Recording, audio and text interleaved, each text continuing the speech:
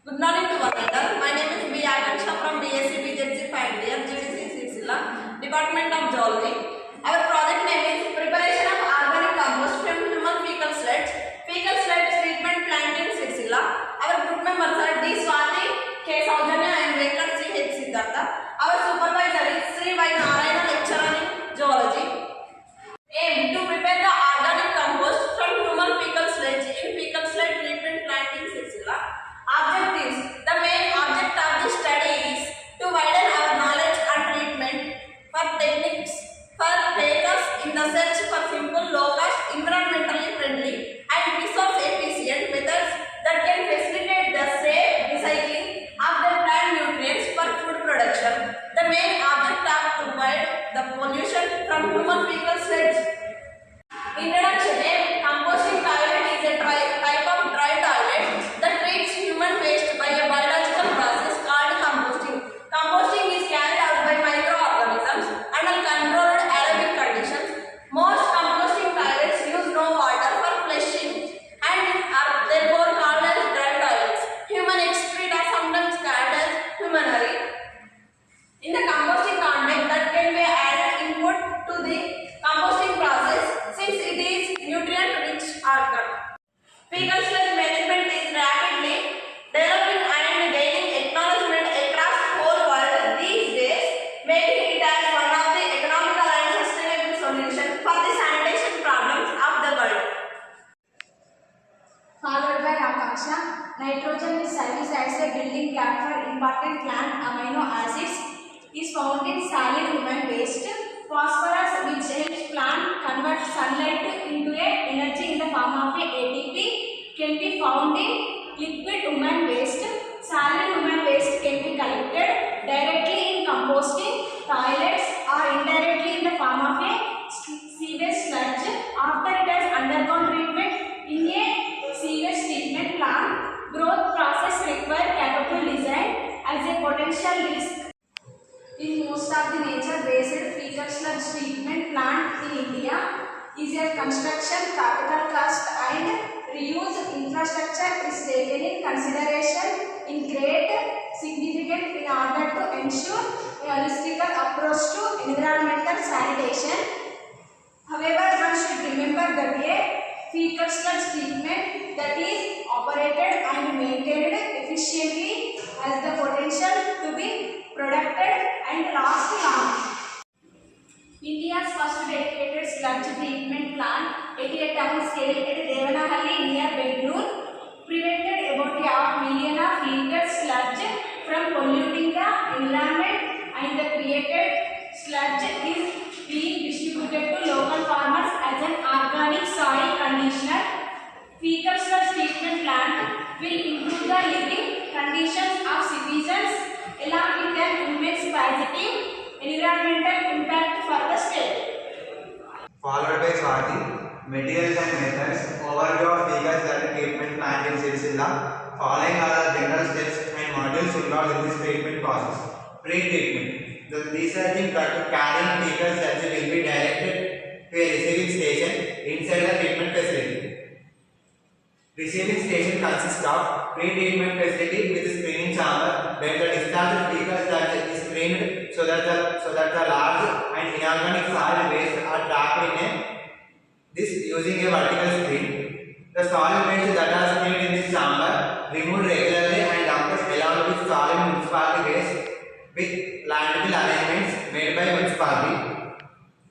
These are the screening chambers. Anaerobic stabilization reactor.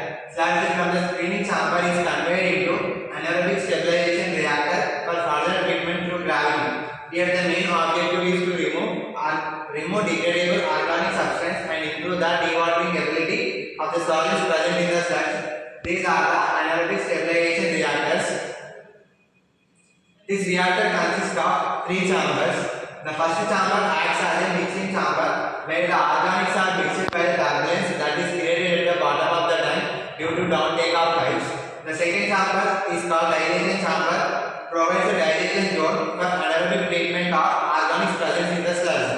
The third chamber, called as a discharge chamber, is designed for one-day retention time to collect dry estate sludge and pump it to further treatment modules. Unplanted sludge drying beds. The solids collected in the chamber of the sterilization reactor is in the form of thick slurry is transferred to sludge drying beds by pumping. The sludge drying beds are structures with sloped base moldings, graded filter media in them where the sludge get dewatering and drying. The percolate from the sludge drying beds is collected to further treatment in a liquid treatment unit. The dried sludge from the drying beds are removed periodically and co-composting with municipal organic waste. These are the unplanted sludge drying beds.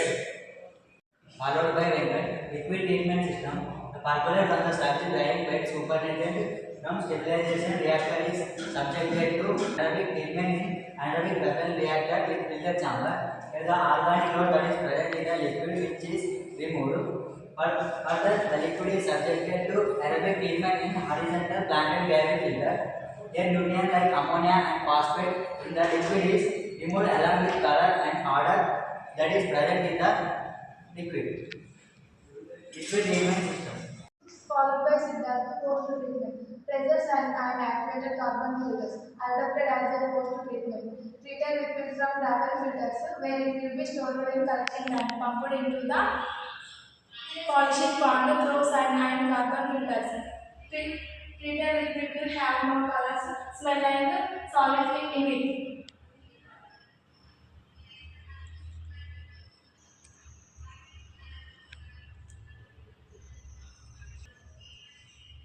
చెప్పు. Next, co-composting. This is the final preparation of the compost. Dried sludge from drying bed needs to be removed when it is dried enough.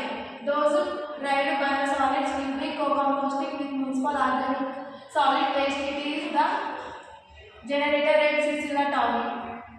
Co-composting is passive anaerobic process where a sludge is made with different layers of the sludge and solid waste. There are bulking agents such as leaf litters and grass in order to maintain the required carbon to nitrogen ratio. After overturning the sludge for several times in 60 days, the output is compost, which is the end product that can be used for agricultural applications. This is the co-composting the plant. Followed by South India, result and conclusion. Human excreta are a valuable source of nutrition. Their use should be promoted in order to replace some of the artificial fertilizers in agriculture. For the time being, there are many unanswered questions which need to be researched before human excreta can be widely used in plant production. For agriculture purpose, sewage sludge is the most important municipal waste in the Nordic countries. Compost can be used to increase plant immunity to disease in pests. Compost can also be used for land and stream reclamation, wetland construction, and landfill cover.